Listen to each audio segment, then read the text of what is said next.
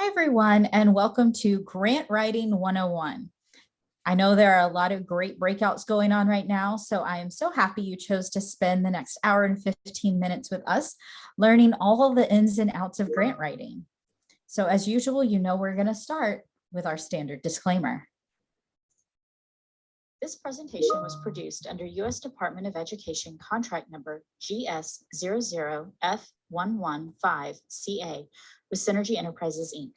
The views expressed herein do not necessarily represent the positions or policies of the U.S. Department of Education.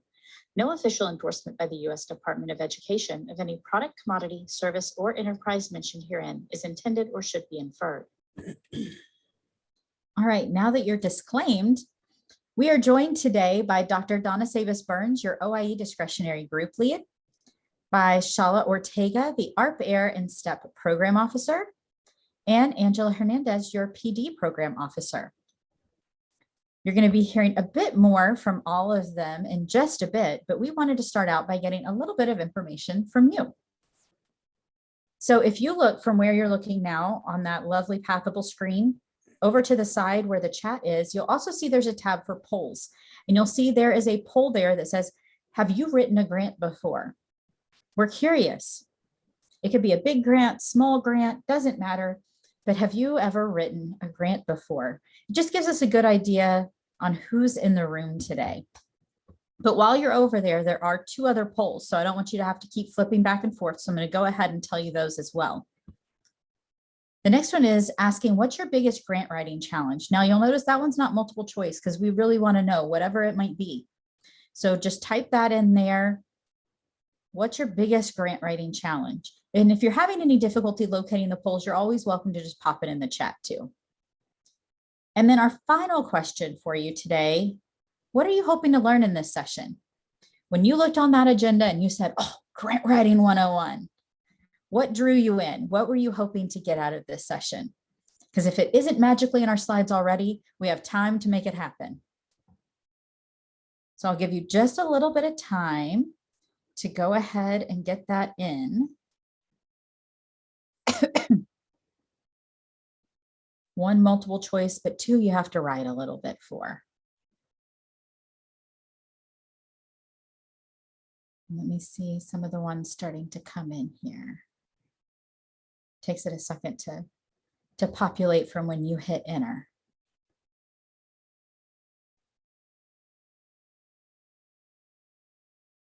All right, so I see understand some of the challenges. Understanding the language used in the Federal Register. Yeah, that kind of legalese sometimes can make things maybe not as clear as you might like. Where to find the relevant information, we're definitely going to get into that today. Where to start, we're going to cover. Having info ready for short application periods. Good point. And yeah, there are some things, and we're going to touch on that you can do to be at the ready so that if it's, a little tight turnaround, you know what to do. When I love the challenge, finding time. I don't have a way to find you the time, but I understand that dilemma. If we could just add that 8th day in the week, we'd be golden. Not knowing how much detail to give and the style of writing. Great questions. And then what we're hoping to learn in this session, any and everything I can. Good one, the basics. So we got both ends of the spectrum, how to get started. And I'd like to review the details of grant writing for my reference. And oh, I like this next one, expectations, type of writing, exemplars. Very nice.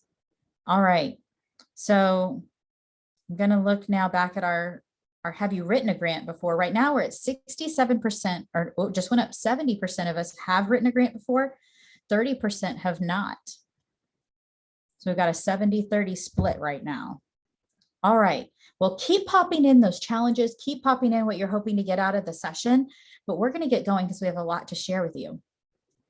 So OIE currently offers two types of grants. One is a discretionary grant and one is a formula grant. So discretionary grants are what all of you who are attending this project director meeting have. They are awarded using a competitive process. So that means that you wrote a proposal and it was actually scored against other folks who also wrote proposals. and you received more points than someone else. So you competitively won that discretionary grant.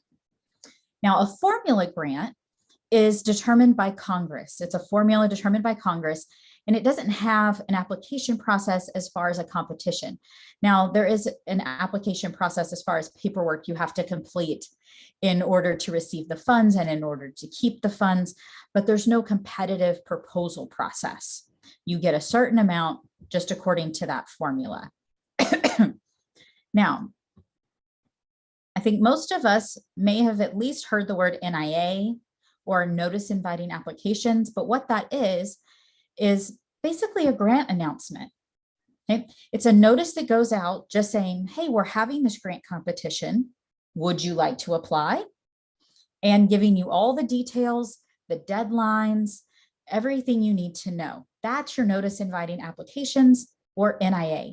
And you know, in education, we always have tons of acronyms, so it's helpful to know what those are.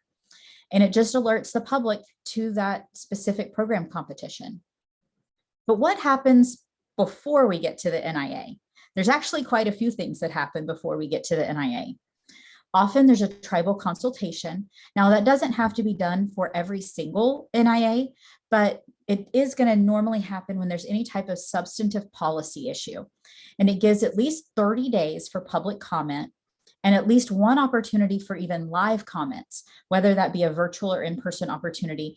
So to be able to hear from tribal leadership as well as the general public. And if you've ever been to a tribal consultation, you know, now particularly that most of them are virtual, you'll know that typically tribal leadership are invited to provide comment, and then it's opened up to the general public. Then there's a notice of proposed rulemaking. Now, this is something that's required to be published and request public comment on with, again, substantive regulations. So if we're just recompeting the same competition, then there's not necessarily going to be rulemaking. But if there's going to be any substantive changes to the regulations, we have to do rulemaking. So there's going to be a notice going out so you can make public comment before those final regulations are issued.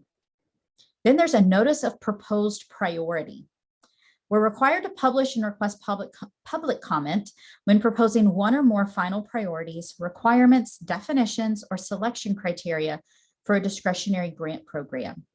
Okay, so this would be when we're setting those priorities, and we're going to talk in a bit about what the different types of priorities are, or if we're changing definitions or we're changing selection criteria, those types of things. Again, you would have opportunity for public comment.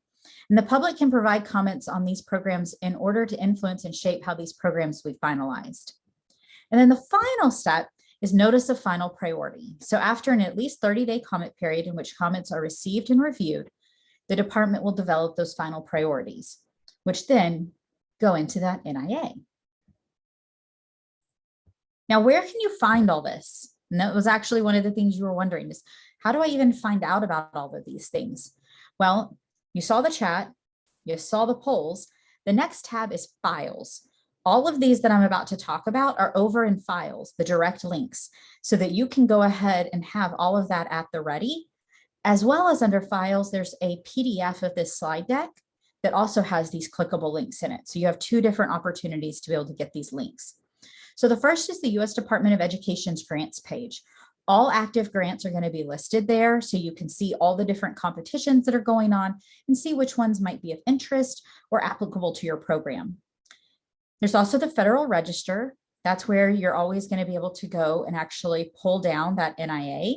And I know some of you were talking about the language in the Federal Register, which is actually the language in those NIAs. You can also go to govinfo.gov. And they're going to have all of that funding information there, as well as at grants.gov. So good ones that you can bookmark and just check regularly.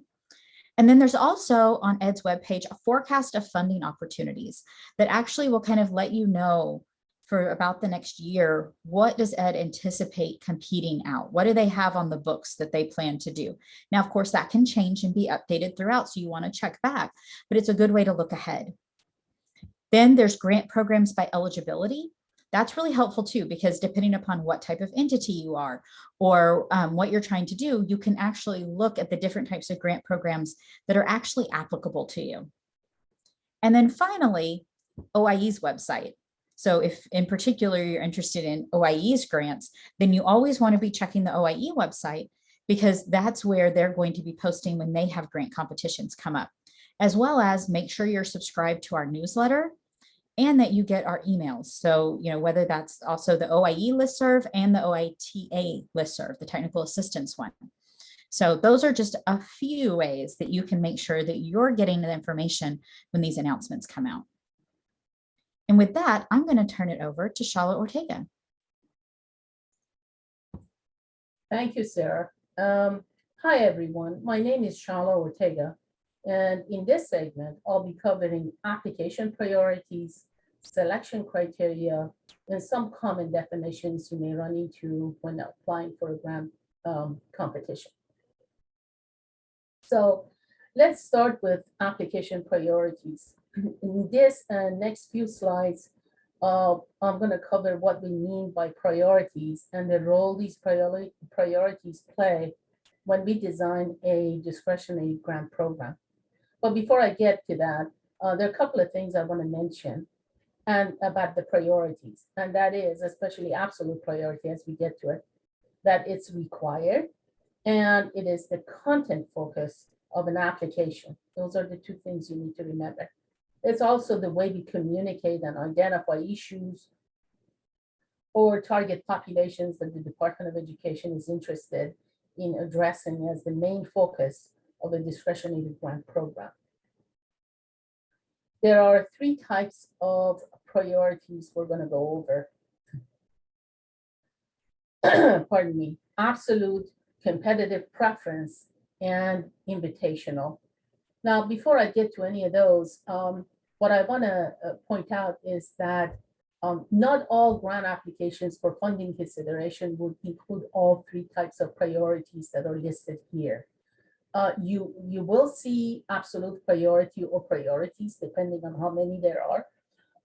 There could be more than one, but you may or may not see competitive preference or invitational priorities. For absolute priorities, what we mean by that is basically that it is a critical part of the application process, and that when it says absolute before a priority, you must fully address the priority. Next slide. We have an example. Okay. We have an example of an absolute priority. In this example, we're talking about developing and maintaining new Native American language programs.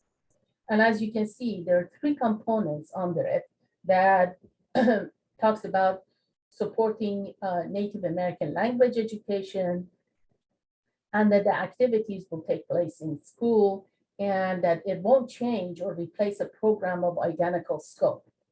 So if you see a priority that's basically designed and developed this way, it is a must to, it is important to cover all three components that are listed under the absolute priority in this example. If you fail to address any or all these components, then your application may be considered ineligible. So what you see here is not a list of menu to choose from. If you choose to apply for the program, then and you are answering this absolute priority in your project narrative, then you must completely and fully address A, B, and C.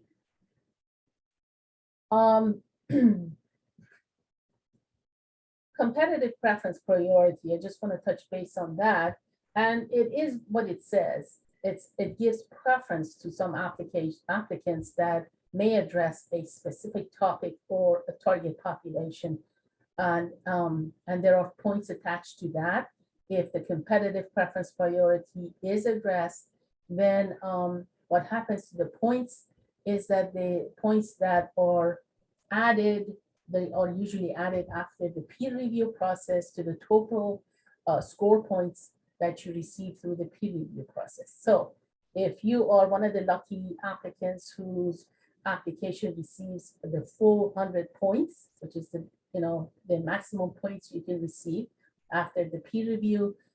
Then additional points, if you address the competitive preference priority, additional points of up to 5 points, depending on how well you have addressed it, will be added to your total score point. And that basically gives you a leg up when it comes to being considered for receiving an award. Next slide. Now, we don't have, go back to the previous slide for a minute. We don't have an example for the invitational priorities, but I just want to make sure that I say a few things about that. Invitational priorities are basically invitational. It's inviting applications to address a specific topic that is of interest to the Department of Education, but there won't be any additional points for that. It's an invitation. You're encouraged to address it, but you're not required to. Next slide. Okay, so that was the priorities that, 3 types of priorities that you could see in some of the grant program competitions that are offered through the Department of Education. In this and the next few slides, I'm going to cover what selection criteria means and what types there are. So when we talk about the selection criteria, we're actually having 2 different audiences in mind. First is the applicant and what it means to them, and then the peer reviewers and what it means to them.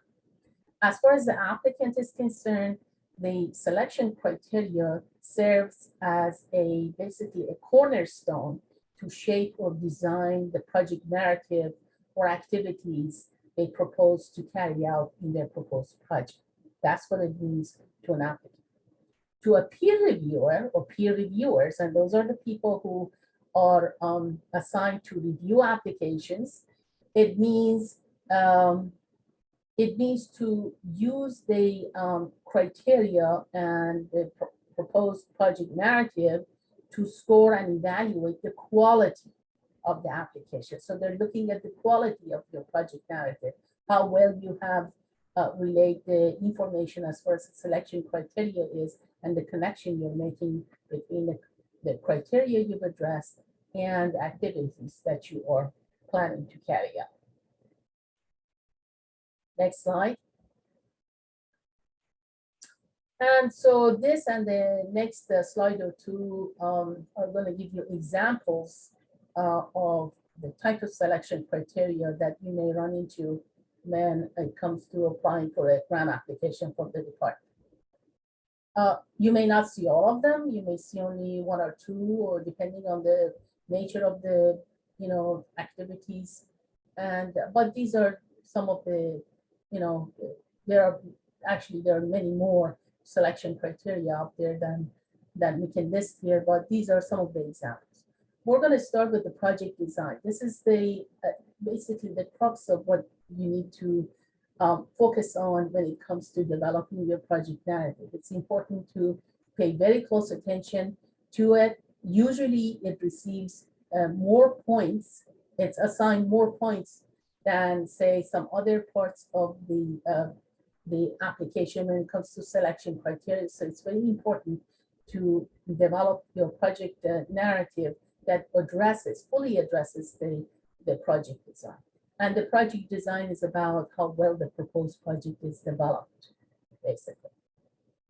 Another example of selection criteria is project evaluation, and that talks about how what kind of method you're going to be using to evaluate the project from year to year, and how well designed and conducted the evaluation process is going to go. Need for project. This is basically a chance for you to explain the severity and of the challenges that the population you serve faces when it comes to addressing, say, the education of Indian children in public schools or tribally controlled schools. So that is where you talk about the problems that the population you serve face in terms of connectivity, having access to certain services, and the geographic location of where they are in terms of having roads and access to transportation and so forth. That's where you put that information there.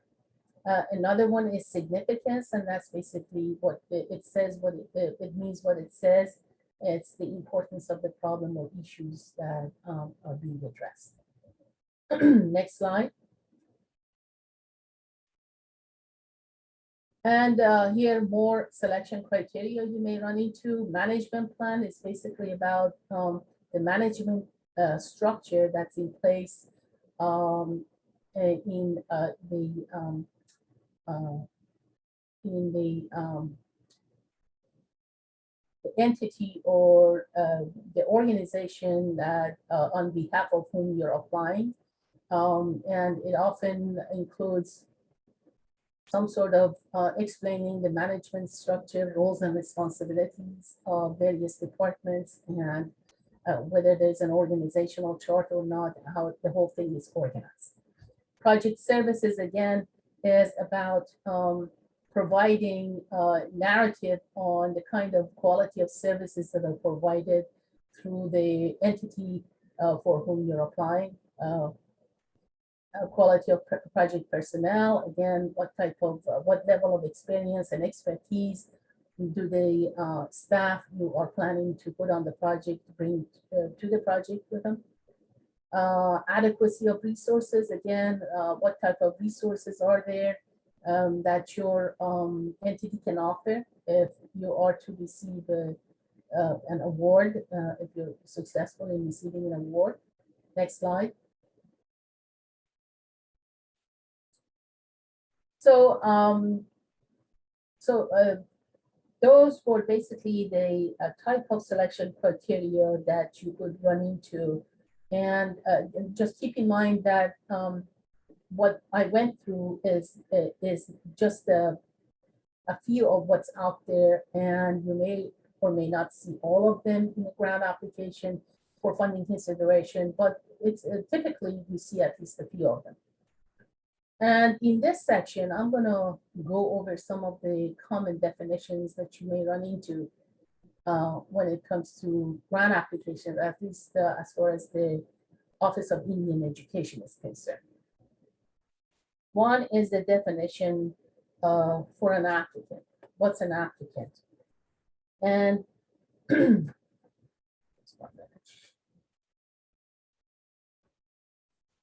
an applicant is defined as a party requesting a grant or sub-grant under one of the Department of Education programs. That's what an applicant is, you, meaning the entity who's on behalf of whom you're applying for a grant. Local education agency, or LEA, as we refer to it sometimes, is basically a state-sanctioned agency or department, education department, that is in charge of administering and directing the education of elementary and secondary schools in a city, county, or township. Sometimes it's referred to as school districts. It's the same thing.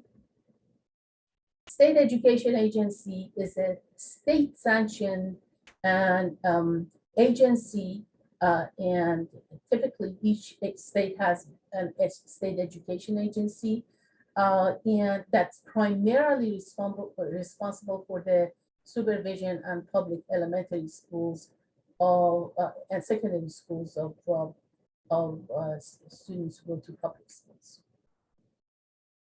There is one other term that is used as and that you may see more of when you're applying for an OIE grant, and that's the Tribal Education Agency. It's not listed here, but it's worth mentioning because you see it.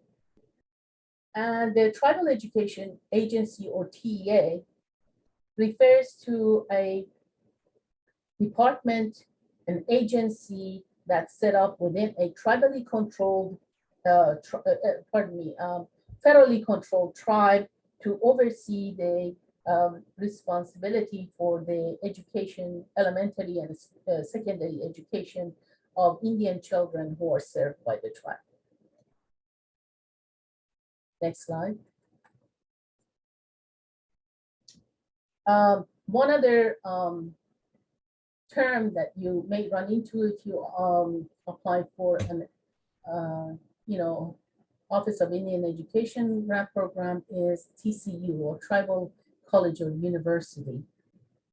And that has a certain definition. It refers to an accredited college or university within the United States. And that's the definition for it. Next slide. Some more terms. Indian organization. When you hear Indian organization, there is a formal and legal definition for Indian organization. I'm not going to read the whole thing, but that's what it means. So if you have, for example, going back to when I was covering the priorities, if you have a competitive preference priority in a given program, that it as giving preference to an Indian organization, say up to 5 points if they apply, it means that that organization must fulfill the legal definition of what you see here in order to be considered for the competitive preference point. Next slide. And here's a term for Indian. Again, it's very important. This is a legal term. It's a legal definition what an Indian is. And you may often find the term included in the OIE sponsored or funded grant applications for discretionary grant program. Next slide. Here are a few definitions that you may run into when it comes to the application itself. First, the first one is budget, and that basically means a financial plan to carry out the project or program.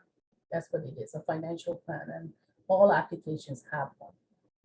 Grantee refers to a grant application that's been awarded, or the entity that was awarded a grant award. Now, when you apply for a grant, your status is an applicant. But if you're lucky and you are awarded an award, you receive an award, then your status changes from an applicant to a grantee. When I talk about you, what I mean is the entity for whom you're applying. It's the entity that becomes the grantee, not the person who's serving that entity. The term project refers to the activities that are described in your project narrative. Project component is basically what the narrative is made of, basically what the practices are, the policies are included in the project, and the evidence that's produced, and so on and so forth. That's the project component. Relevant outcome relevant outcome is the key project component that's designed to improve and is consistent with the goals and objectives and the scope of the program you're applying for. Next slide. Again, these are some of the definitions, common definitions that you may run into. You may or may not see all of them included in a program, but these are some to consider. Demonstrates a rationale is actually something that you see more and more of, in various programs, especially in programs that are offered by the Office of Indian Education. And demonstrates a program is basically a key project component that includes the project logic model. And I'll touch base on logic model a little later. That's informed by research or evaluation findings, and that suggests that the project component is likely to improve relevant outcomes. So that's what it means. It has a very specific meaning and definition, and that's what it is.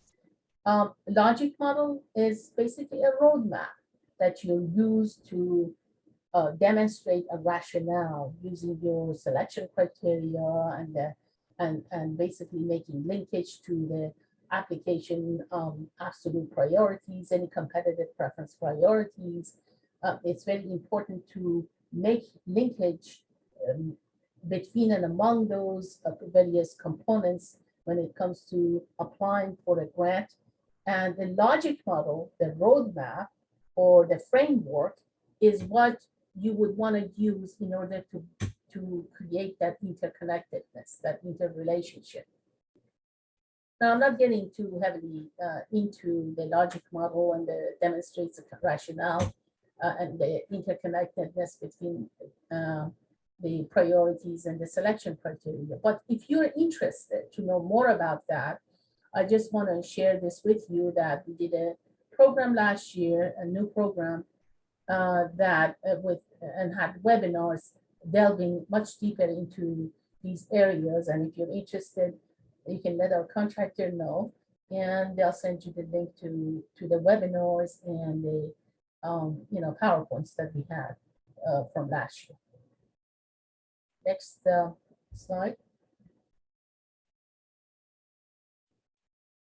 Evidence-based, and this is basically the last of some of the common definitions that you run into that I'm going to cover today. And what that basically means is that there is an evidence, and by evidence we mean what is basically generally classified as strong, moderate, or promising. That's the kind of classification you see out there in publications.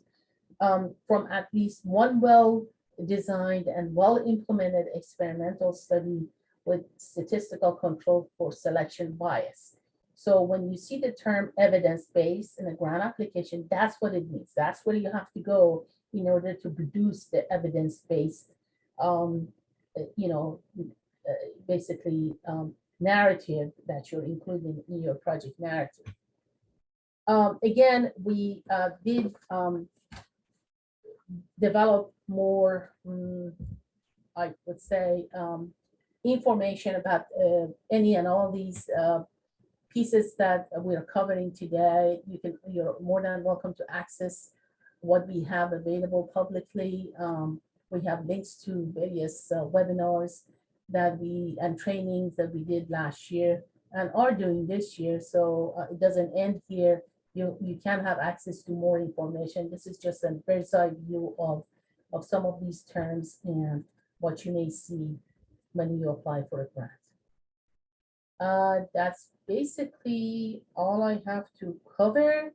If you have any questions, post it in the chat box and we'll do our best to respond. Thank you very much.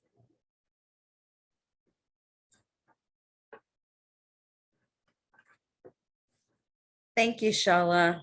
Again, I'm Angela Hernandez, and welcome everybody. And it's good to see some familiar names there in the chat. So as Shala said, please feel free to ask questions, and I'll ask Sarah just to interrupt me as needed as we go through. But I want to spend the next few slides talking to you guys about not just preparation and writing tips and process, but also kind of how to think purposefully and intentionally about how to align the goals for your organization or other eligible entity with the notices, with our request for proposals. So as we walk through this, really be thinking about how do you fold this into the work you already do, because it's a lot of preparation, as we all know. So I'll start with just sharing that every year we have at least one different competition from amongst the 4 OIE discretionary grant programs that are available, or 5,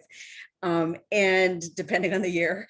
But what you all probably know is that all of these programs have been around for years. So I would tell you that over the last 3 to 5 years, you can certainly go back and look at previous Federal Register notices inviting applications. They're not going to be that different. They're going to be typically very similar, if not the same criteria, unless we've gone through that whole rulemaking process and changed a lot of substantive things. But as an example, I support the professional development program. And in the last 20 years, there have been 2 substantive changes in the types of notices that we issue. Sure, there are minor nuances, but really not that different. So it's really helpful for you to spend time going back to old notices and looking at them when there's no competition. So when it's not happening and you aren't under the gun, of really going back and just looking and seeing, what is it that they ask for? Is this something that's applicable to me? And it's not just looking at the notices, it's going to those really critical websites that everybody's talked about, including our OIE program pages. Every single one of our programs has links to prior successful applications. You can go to our website right now and go to a program that you're interested in and go and see prior years and see those successful applications that scored high through our peer review process and were awarded funding. So that gives you a lot of information about what it takes to produce a high quality application that will support a successful project. So that's sort of nuts and bolts of things to think about when it's not happening, right? Don't wait for the NIA to come out. The other thing you can look at when you're looking at those old notices is look at signatories. So some of the concrete things and some of the hardest things, especially if you only have 30 days to submit an application, is who's got to be in on this process. And typically we have assurances or requirements or MOUs. Look at what's been asked of in prior competitions. Look at what that Federal Register notice says and kind of just note to self of, oh yeah, I'm going to need to have this person, that person, those people signing things when we write an application. Have that ready, because that is often some of the more time consuming and challenging parts, is getting people, corralling those signatures and information that you need from different stakeholders. The needs assessment, almost all programs, and this is beyond OIE, but discretionary grant programs expect you to substantiate a need, right? Justify why you need that funding. And so a needs assessment is really critical and almost always expected of any grant application. When we talk about grant application needs assessments, typically in OIE, and I'm speaking generally now, there might be nuances, but generally speaking, we're not asking for this robust, random sampling evaluation. We're asking for you to do things as simple as start now, before a competition, when you know that there's a need, start surveying your students, your parents, tribal communities, stakeholders, other external stakeholders, school district leaders, whoever it is that you would be partnering with. Think of what are those questions? What is it that we are trying to solve? And what questions should I be asking of my stakeholders to figure out how we solve that together?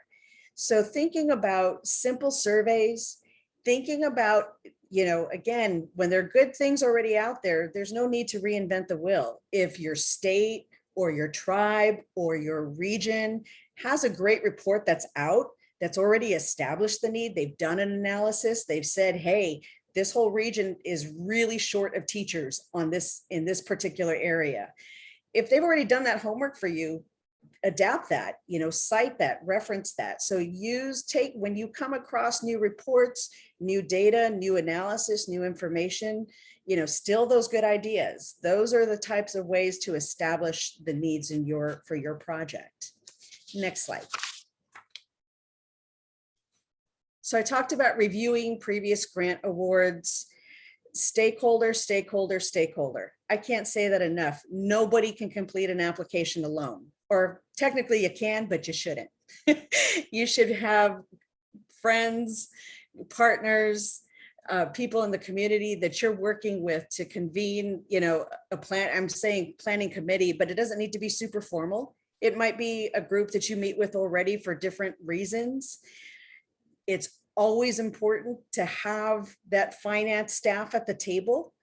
that's really helpful because they can really clue you in to things to issues related to budget restraints or budget issues that you might not be aware of and that you might not be accounting for as you think about how much a project would cost. So really looking to the experts, no one person is the expert. So it's really important to bring those experts to the table and start having those conversations. Those partnerships.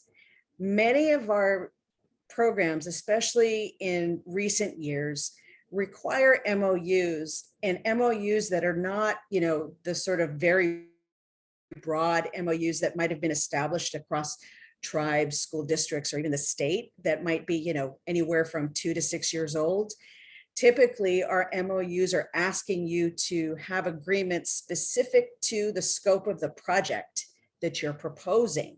So it's really important to know the difference that when we ask for an MOU, it's typically a brand new MOU because you're going to lay out responsibilities and roles of every partner specific to the scope and scale of the project that's in your application narrative. So it's really important to think about who needs to be at the table to inform that conversation, who needs to sign the agreements again. And I'll just share that I've heard a lot of talk over the last couple of days, really relevant of, we need funding to fund our entire project. And we don't disagree. But the reality is Congress funds what they fund. And we typically try to make sure that the funding is certainly substantial enough to support at least some capacity to carry out the project. But yes, the expectation as of now is really that you're really thinking about how am I going to get this grant funding and also leverage resources from partners or from our existing, coffers, whatever that is. Think about your long-term plan. So I think one thing to be thinking about is, what are the funds that I need to get started right now? That funding for salaries, right? To hire people immediately. That's typically what you need right away. Not expecting that you're proposing something in the first year that shows that the project's to scale because everybody needs time to ramp up. So ask for what you need, be realistic. What funds might be available during the project, and always in some way, we don't always call it sustainability, but it might be, what are you thinking about ways to keep the project going after you're done?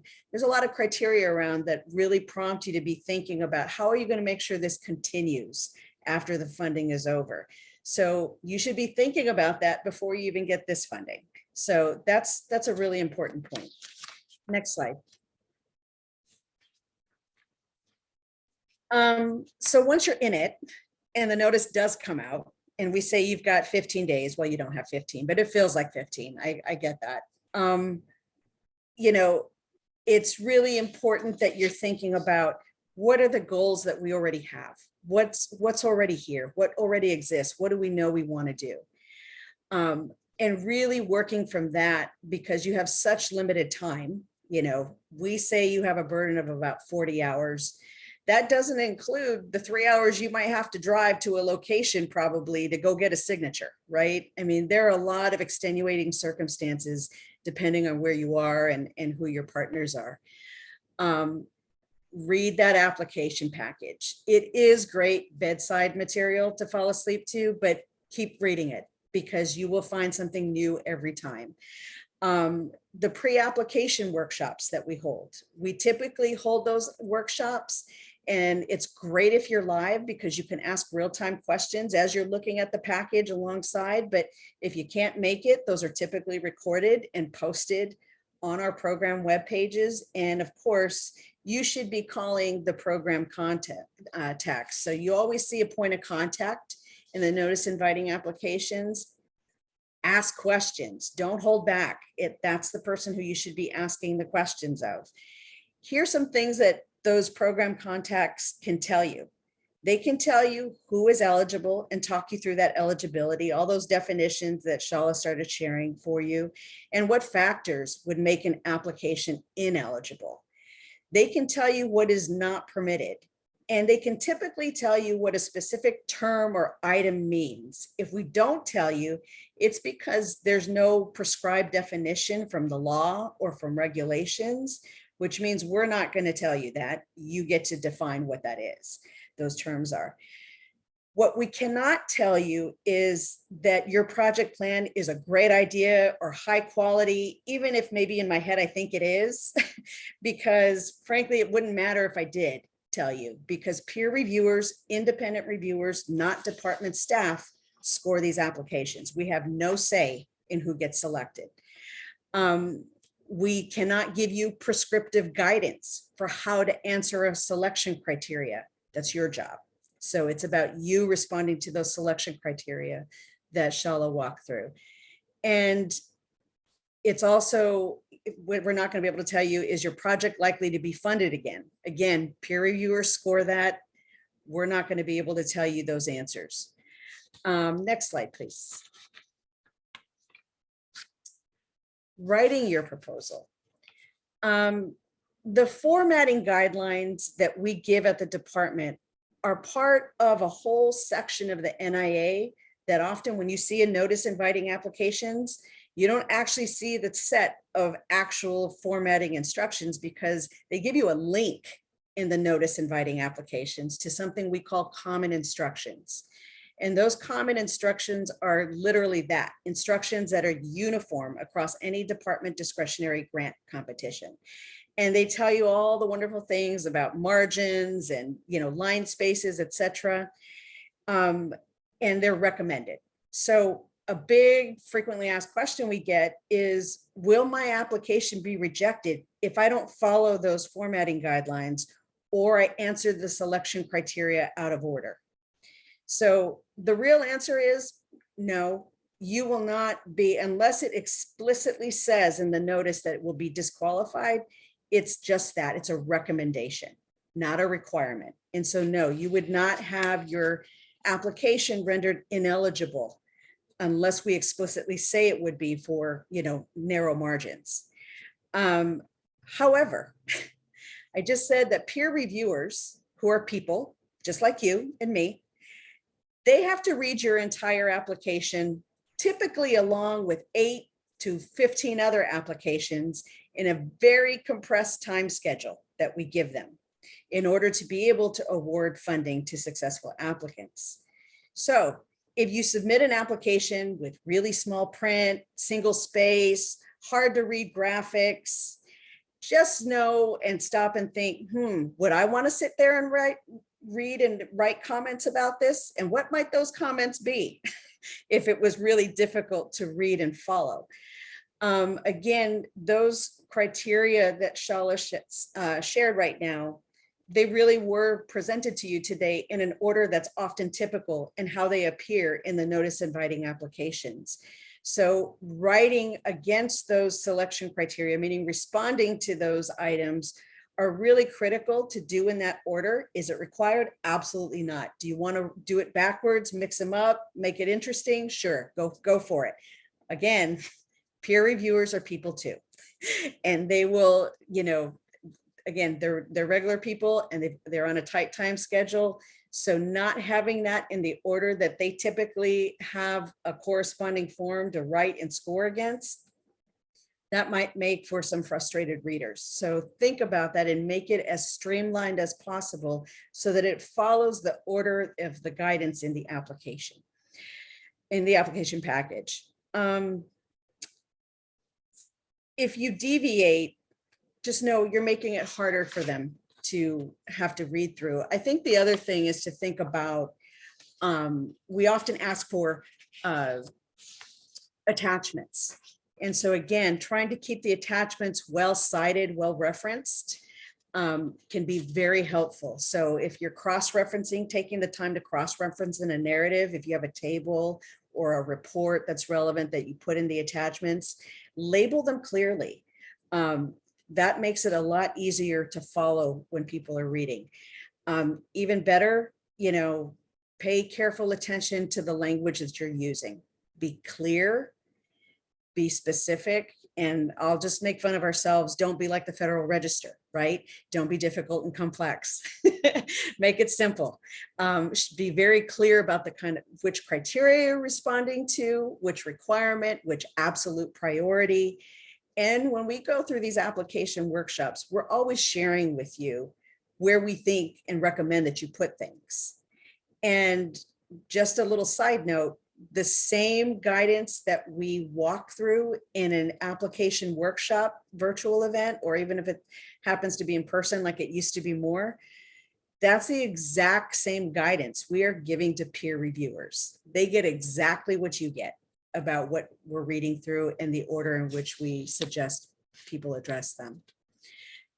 The other thing about clear and specific language is you have to assume that your reader knows nothing about your region, your school, your challenges. So if you start writing, like we're, certainly guilty of in lots of acronyms, or some kind of local speak, right? That's clear to you and your colleagues, but maybe not, if you're in Oklahoma, somebody in, out in California is not going to be able to interpret or understand. And our reviewers come from across the country. So some reviewers are not at all familiar with, what's going on in a BIE school. They might be evaluators that are based out on the East Coast, or they might be, native language experts that are in Alaska that are reading for a professional development program that's being proposed in the Dakotas. So lots of variation about who's reading your proposal, your application. Next slide, please.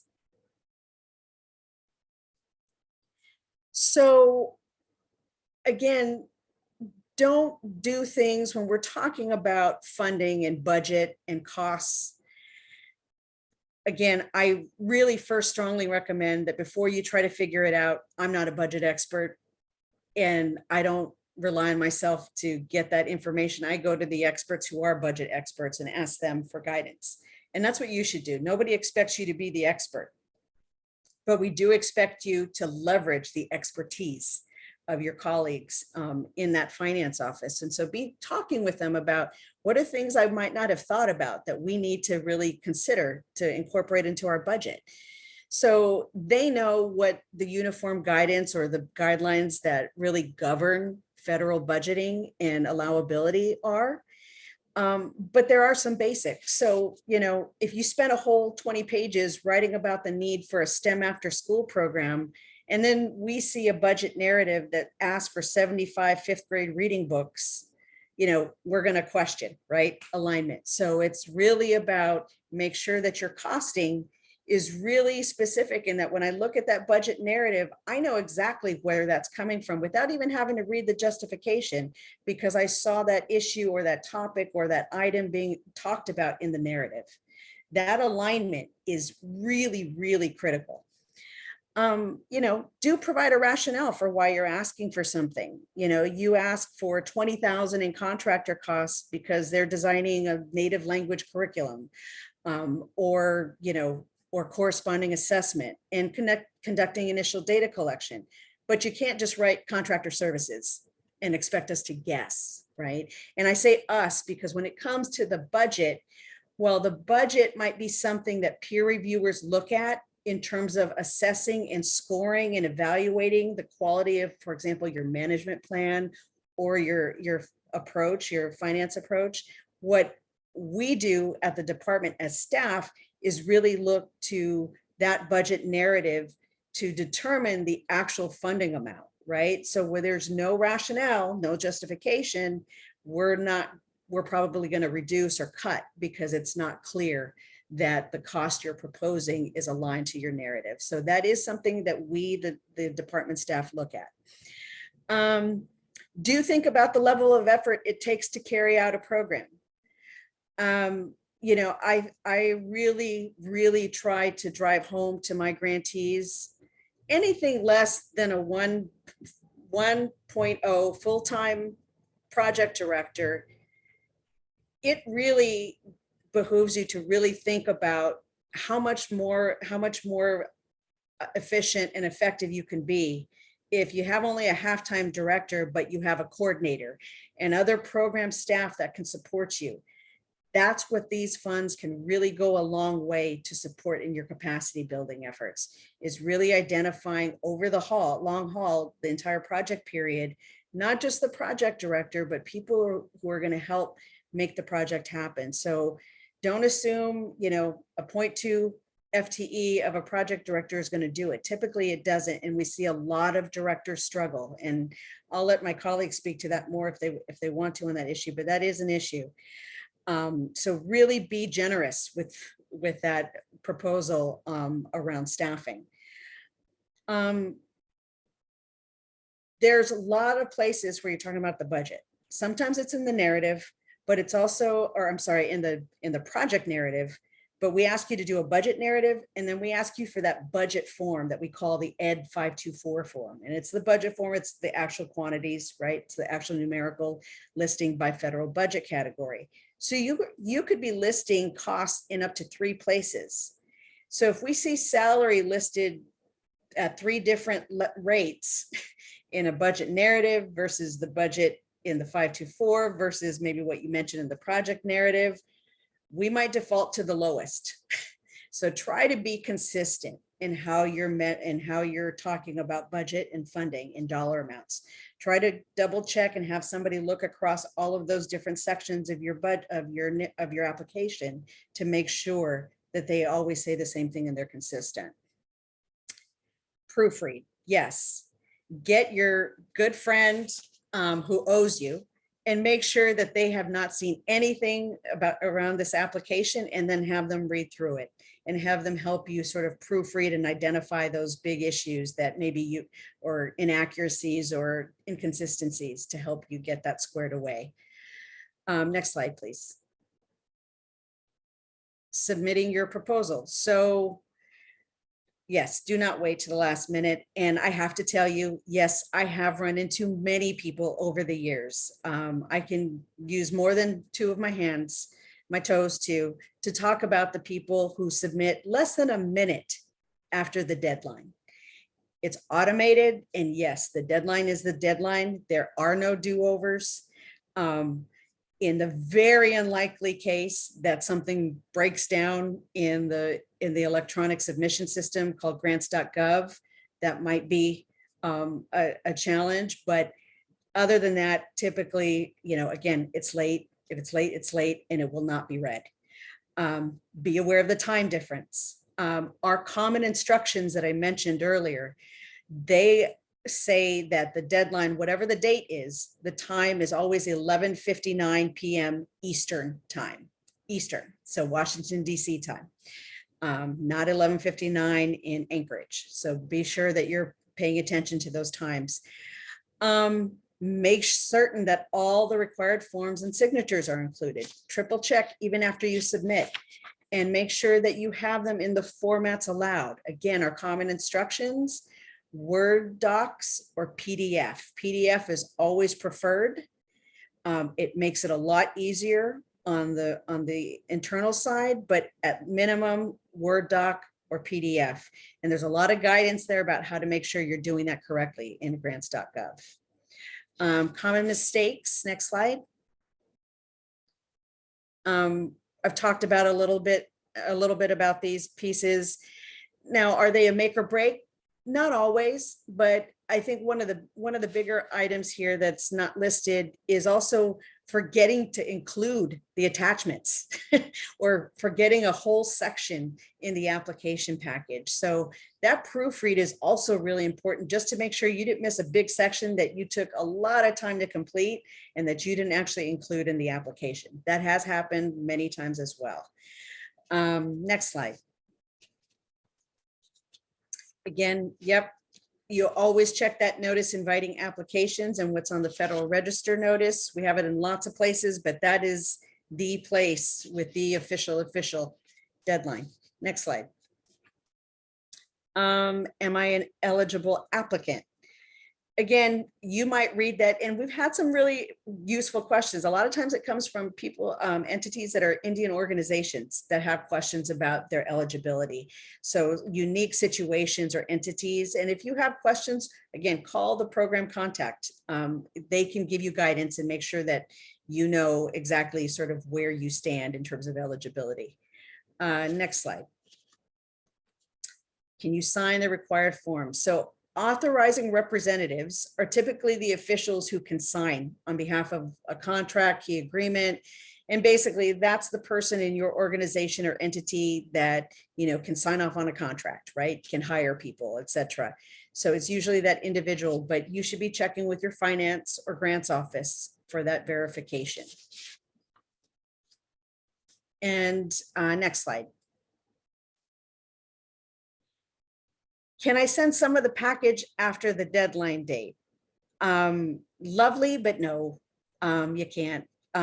We won't accept it. I know we've seen also letters of recommendation from external stakeholders and other officials. Those do not get to be included in the application package if they're separate, right? If there's something that comes after externally. Next question. Where do I go for more questions? Again, check the application package or contact the competition manager if you see something missing. And now I'm going to turn it over to Donna. Thank you, Angela. And just to continue this line of questioning, will this grant be offered again next year? This is a common question we get, and unfortunately, we don't always know when we will have another competition. For example, last year, we were gifted $20 million that came to us for our American Rescue Plan, American Indian Education Resilience grant. We had no idea it was coming until it was here. And so we don't know. So the best way to do that is to know ahead of time, is to join our Twitter, to get on our listserv, check our web pages all the time, because those are the places that we will publish first. So make sure if you're not on there, that you get on there right away. Next slide. Can the deadline be extended? No. Simple answer, nope. As Angela alluded to earlier, that it's automated in grants.gov. We have nothing to do with how that cuts off. So submit early. It takes, especially during heavy grant season, the system grants.gov can take a long time to process applications. It's not an automatic, you submit and boom, it's there. It goes through a verification process, and that often takes, it could take a few days. Who knows? It depends on the volume it's experienced. So just know that submit early is probably one of the best pieces of advice we could give you. Next slide. I can't take the application. Oh, I can't get it to submit electronically. Can I email it to the competition manager? No.